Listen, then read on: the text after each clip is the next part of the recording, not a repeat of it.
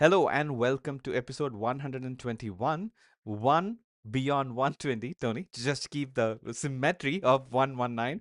Well done. Your math skills once again are coming to the fore. Yes, so my name is Dr. KK and I'm the innovation officer at Inago. And Tony will explain why we are calling this connection. We've got a new band. It's always a pleasure to co-host these podcasts. KK, this is welcome to PubShorts, which is a regular podcast which KK and I in which we discuss stories relating to the world of academic publishing, academic research, and we like to give every episode a musical theme. And this week's no different. This particular episode is called Connection. Mm-hmm. And the song we've associated with it is a song by the 90s. I won't call them Britpop, they're indie rock bands, Mm-hmm. British indie rock bands called Elastica. Mm-hmm. They didn't last very long, which is called a Connection. The song's sharp, wired energy fits a week about small and medium publishers, communities, and multilingual search tools, all trying to build better connections between the researcher, the reader, and the metrics that shape who gets seen. Just when you read it out, I the chorus of the song is in my head already. You are What do so you mean? good. What do you mean? I read it out. I meant you spoke it out. I was speaking off the top of my head.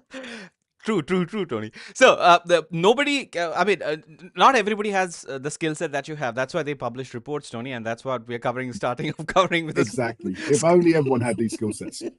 Scholastica's report on an episode where we are choosing an Elastica song, as you rightly said in the pre-production meeting. This is a tremendous report, by the way. Yeah. So this is the 2025 report, technology needs of small and medium journal publishers. So I tried to take a look at the report, and these are my notes. This is based on a survey of individuals at scholarly publishers with fewer than 1,000 employees, and the vast majority, 87% of these organizations, outsource at least one publishing activity. And the most frequently outsourced tasks are article typesetting and composition, copy editing, and proofreading. Budget constraints, 65% approximately, and human resource constraints, 61% approximately, are the biggest challenges with current technology. The top goal for their tech stack over the next 2 years is to increase workflow efficiency and output, and publishers view AI generated content as a top research integrity risk in the next 3 to 5 years. And because of these risks, Tony, over 60% plan to increase automation for research integrity checks, especially for AI content and plagiarism detection. And publishers who focus on STEM research are far more likely to use and plan to automate technical and research integrity software than non-STM publishers.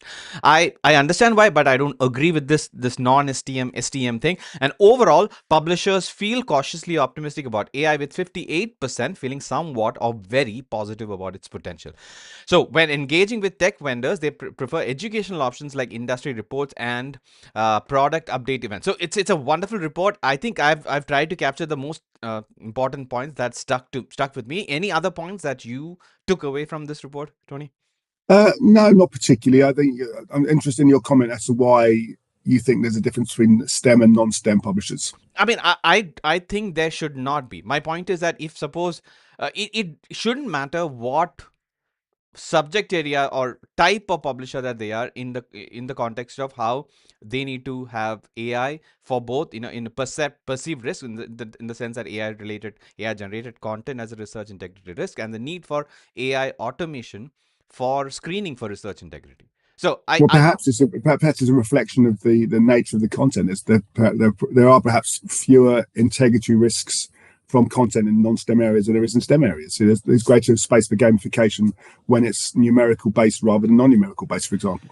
And that's what I'm trying to say, that at least in my personal opinion, is that difference, AI is already bridging, or rather AI is equally capable of creating AI generated genuine sounding, like it can fool you in both STEM and non-STEM. Yeah, sure. Yeah.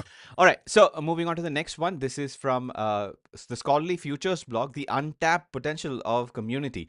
So Phil Garner discusses the challenges learned societies face due to financial pressures and the rise of open access. He notes that traditional revenue from journal subscription is declining. Many societies are partnering with large commercial publishers, which can lead to a loss of independence. He suggests that societies can leverage their engaged member communities to create new revenue streams. So, engagement to create revenue streams is a sort of the main hint of the article. And the examples he gives are the American Chemical Society and the International Society for Pharmacoeconomics and Outcomes Research, ISPOR, as societies that successfully monetize community engagement. The key ingredients, he says, for success are strong community, consistent, valuable content, and paying clients. And society should focus on strategic content creation to maintain engagement and attract partners. Finally, commercialization should be thoughtful, focusing on valuable content like webinars and white papers, not intrusive advertising. So overall, I mean, I see it, but I wanted to. The reason why I put this in our agenda is just to get your perspectives in the sort of use of the community for generating revenue. I mean, I know that everybody does it, but is it something that learned society should do? Is it something that learning societies should do, or is it something that learning societies are already doing? I mean, there are many societies who have very successful conference programs, for example, and those conference programs will have advertising opportunities, there'll be sponsorship opportunities, and which are well received and well used by the broader community. I see absolutely no harm in that. So, in fact, I think any society that can broaden the range of revenue generating opportunities only gives more sort of security and reduces the risk of individual revenue streams being impacted. I look at some societies now that are very journal focused, and they have really struggled over the last 5 to 10 years, particularly around open access models and not being able to be part of larger open access deals because all that money is being focused on the larger publishers, or at least that's the perception. So no, it may not be, there may be sort of ethical questions, perhaps. I don't see them personally, but no, I think every society should be thinking about how they can diversify the range of revenue generating opportunities that they can create, and importantly, with the involvement and buy-in and acceptance of their communities. They won't do things. The revenue opportunities won't last if their communities don't get behind them. So it's got to be thoughtful. It's got to be focused. It's got to be valuable, and people will pay for that. Right. I mean, you might have swayed my opinion. I mean, I was not thinking. I was, in my opinion, sort of there is a sort of a charitable sort of nature of science communication, and these learned societies should focus more on that. But obviously, they have to sustain. Who pays for their lunch? Right. Someone's got to pay for their lunch. And so if you're going to have a charitable service, someone's got to pay for that charitable service, and it's either funded centrally, government, which doesn't happen, or it's going to be funded by members, or it's going to be funded in some other way, such as advertising, sponsorship, industry engagement. Thank you. I mean, you converted me. I mean, I with the proposition that there should be more. I see that as my role, KK. Thank you, my sensei. In fact. All right. So next one, this is from the Confederation of Open Access Repositories, and it has published a paper on a new approach called multilingual semantic search. And Tony, I believe that this is the future of the world in general. So this approach aims to improve the discovery of research across different languages. Current discovery tools often favor dominant languages, making research in other languages less visible. So semantic multilingual search works by matching words rather than exact words, the meaning of the words rather than exact words, allowing cross-language discovery. It's not translation per se, but a way to connect related content semantically across different languages. And the paper invites community input on how this technology can be integrated into scholarly communication. And a demonstration notebook is available to show the underlying technology. And COAR is seeking feedback on the usefulness and feasibility of this approach for the repository network. So we can send in feedback until between November 6th and December 19. And I think everybody should send their feedback. I want this technology to be, pervasive across, all fields, not just research, in the sense that people should not be held back because of language barriers. Your thoughts? Yeah, and I do suspect. I don't suspect. I think one of the things we're going to see changing over the coming years is that relaxation of the barrier that English has to be the language of scientific communication. If there are sort of semantic multilingual search tools available, then it doesn't really matter what language the paper is written. Although, obviously from our perspective, we're a language services business. We'd like to be able to help authors who are communicating in English. I can understand their frustration when they're having to express very complex scientific ideas in a second language. Yeah, but I mean, from a language service provider point of view, we can obviously, if suppose if English or translation is not the only thing that they want help with, for example, if they're a non-native English speaker, we can provide language services in their language as well in terms of Oh, improving sure, science. absolutely, yeah, Yeah, yeah, yeah, and we're doing more and more of that. yeah, yeah. So I think the future of the world in itself is probably this a multilingual search or semantic multilingual search, which basically breaks down. I think LLMs are already doing it in a certain way, but it has to be improved, and publishers have to sort of be bought in, or rather, they have to buy in this concept and integrate such systems. All right, moving on to the second last main story. This is from davidwarlock.com. The story title that I have in my notes is different from this. Wait, did I skip one? Hold on. No, yeah. So this one is from David Warlock. So regardless of the story title, the blog post is Science Communication After Science Publishing. So David is a giant. Tony, you can talk more about what you think about him after I finish my notes. Traditional science publishers are losing control of knowledge transfer, and this is a good thing for innovation, he says. Scientists have always adapted communication methods to their era, and from the correspondence network of Samuel Hartlibs to the Royal Society. Now, today, scientists will use available digital technologies to communicate, just as the 17th century scientists used printing. Downloading PDFs is not truly digital. David says it keeps us bound to the old ways, which I completely agree with. Current publishing systems are inefficient and create problems like publication delays, verification issues, and incomplete data. He also says when scientists get frustrated enough, change will happen quickly, and the sheer volume of research means that machine to machine communication will become dominant. And the future of research communication will be born digital and machine interoperable, using standardized tools for data and metadata. So he goes on about a lot of different things, but overarchingly, I mean, isn't it time, Tony, to move away from, let's say, the current conventional publishing system into something more with the AI as the interface? I mean, it has this swayed your views on how the publishing industry should move forward? If I'm honest, no. I think the publishing industry is so many different things, Mm-hmm. and we talked about this earlier on about the fact that the scholarly communication industry, the sort of the academic publishing industry, isn't always the first adopter for Mm-hmm. new technology. If these technologies are to be adopted, it's because the market is evolving in that way, because there's an expectation from authors and from reviewers and from editors to be able to work in that way. But it has to be market driven. It can't be something that's forced onto the market by publishers. Right, that's an interesting point. Okay, moving on to the second last, as I said And earlier. by the way, so you asked me about David. David is an extremely trusted. He's a journalist now, I suppose, but he wasn't always a journalist. He set up companies. He's been in the publishing industry a long time, Right. and it's actually kind of one of the, I think, leading thinkers in the UK, certainly around electronic publishing. He's been very much at the forefront his entire career. So I respect David's comments greatly. Yeah, and this is a good blog to keep up with. So we Yeah, recommend. absolutely. Yeah. Yeah, yeah. Second last main story: impact metrics on publisher platforms. Who shows what where? So Tony, the final question that I'm going to ask you is basically this: why is there a discrepancy? So let's look about the discrepancy. So in this analysis from the Scholarly Kitchen, they looked at different impact metrics shown on publisher and journal websites. So they looked at 12 major publishers to see what impact metrics they show on their websites. Hmm. So why are they doing it? To see if publishers are de-emphasizing the journal impact factor, which is the giant, the one key metric, as recommended by DORA. And they found that publishers show an average of 6 journal level metrics. The journal impact factor was the only metric shown by all 12 publishers, and it Yeah, was also the most prominently displayed one and consistently repeated one.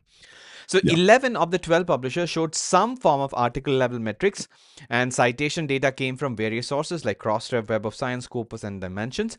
And the definition and reporting of usage metrics varied significantly between the publishers, even when using the same terms. This means usage data may not be directly comparable across different platforms. But I mean, JIF still holds sway. It is the most common thing. My question, as I initially posed to you, why is there a discrepancy in the choice of impact metrics, and should there not be some consistency beyond the JIF? I don't know the answer to that question. A couple of ideas come to mind. There is a cost of integrating these metrics. And there has to be a perceived value of introducing these different metrics. I suppose one concern might be if there are too many metrics out there, which one should you be focusing on? We know that the journal impact factor is not just used by publishers; it's also used by funding agencies and by research bodies as being an important factor in terms of determining where funded research should appear. Some of there are other metrics like alt metric, for example, which is definitely floating to the top. And increasingly becoming relevant. I think the alt metric donut, for example, is very visible, but it still doesn't have quite that level of market dominance that the journal impact factor has, even with the well-known flaws it's been accused of in the past. Right. But it's still absolutely the dominant factor, which, if you don't have an impact factor, if you're a journal, for example, you struggle to survive, unfortunately, because researchers will not submit. So it's why it's still first top. If you don't have an alt metric or a Scopus number or whatever it might be, or a dimensions metric, that doesn't have the same impact at the moment as, in terms of determining your decisions where to publish as the JIF does. Right. I was just thinking from the point of view of, let's say, a researcher who needs to choose between journals or publishers or whatever it might be. They should probably. The researcher has to think about the future of their funding as well. Where if I publish in a journal that hasn't got an impact factor, hasn't got proven citation performance, and I want to apply for more funding in the future, one of the questions the funding agency might ask is, well, why? Let's talk about some of your previous publication decisions in terms of how widely you've reached your audience, your community, and how effective that's been. Interesting perspective. I didn't think of it, but thanks once again. Moving on to the last article, it's a comment from Nature titled "To Reform Universities First Tackle Global Rankings." So basically, the universities currently are heavily influenced by the global rankings for finances and reputation. Current rankings focus too narrowly on publications and reputation surveys. And this leads to a homogenized view of excellence that favors traditional wealthy institutions. And universities face many challenges, but rankings discourage innovation. So the author in this comment suggests that 3 steps for reform. First, the higher education sector must collectively criticize the current rankings as inadequate. That is a bit of a stretch, but second, better data needs to be gathered to reflect a wider range of university activities. And third, ranking agencies should be encouraged to develop more nuanced and contextualized assessment methods. So I'm going to ask you why, if there are problems in terms of rankings and their repercussion, the author says that one of the things that they need to do, the higher education sector must do, is to collectively criticize the rankings as inadequate. Why haven't people done that, Tony? Tough questions. It's not a tough question. These ranking exercises, exist. The ranking methods exist because universities worldwide want to know how well they're performing on a global audience. If you're a university in Asia, or you're a university in the Middle East, or a university in South Africa, or in South America, for example, you want to know, how do you fare compared to your immediate colleagues? How likely am I to be to get those international students coming to me, those top researchers coming to me? I want to be the number one organization in physics or number of mathematics, so I can attract that next Nobel Prize winning author from the US or from Germany or from Spain or wherever it might be. There has to be a way of independently measuring performance of a university. And to be fair, there are lots of different metrics. You've got the Times Higher, you've got the Quacquarelli-Symonds metrics, the whole bunch of different metrics out there. And they all come up with very similar results for good reason, because these institutions are performing consistently in a way, and you need to have a way of a good independent way of expressing that performance. So whether we like it or not, I think these league tables are here to stay, because I think, globally researchers need to understand, the difference between organization. Okay, let me give you a slightly separate example, KK. And it's nothing to do with universities, it's to do with schools. So 25 years ago, I moved from Cambridgeshire in the UK to where I live now, which is in the west of England. And one of the very, very first thing I did, I had 3 young children, all aged under 10 at the time. I wanted to know which are the good schools in that area, and that helped me to determine where I was going to buy my house. And I had to use independent tables, which in that particular case were produced by Ofsted, the UK Standards Organisation for Education, to help me to understand which those best schools were. Otherwise, I would have been going in absolutely blind. This is no different. A researcher planning his or her career wants to know which institution is going to be the best benefit to them. And, whether we like it or not, these tables do help inform those decisions. Interesting. Once again, this episode probably has the most interesting sort of alternative perspectives from you as opposed to what I have conceived in my. Well, all my perspectives are wrong. Not really. But are you ready for quick hits? We have 4, and we have a couple of ones related to Creative Commons licensing. So the first one, both from the first one and the second one also is from Scholarly Kitchen. The first one, title, Can a CC license constrain fair use or other copyright limitations or exemptions? So it's quite a detailed article, and honestly, I'm still not very sort of confident about my understanding of Creative Commons licensing. So the main idea is that CC licenses grant additional permissions that they do not restrict what is already allowed by law. And the author argues that we should think of copyright law as having built-in exceptions like fair use.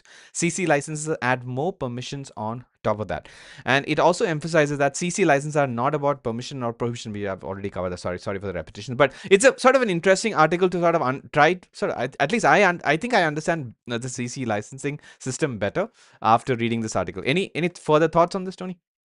I'm also not an expert on licensing, but I do understand the benefits of the CC licenses in terms of the content owner can decide how their content is going to be used, whether there should be any kind of licensing control, whether there's any attribution that's required.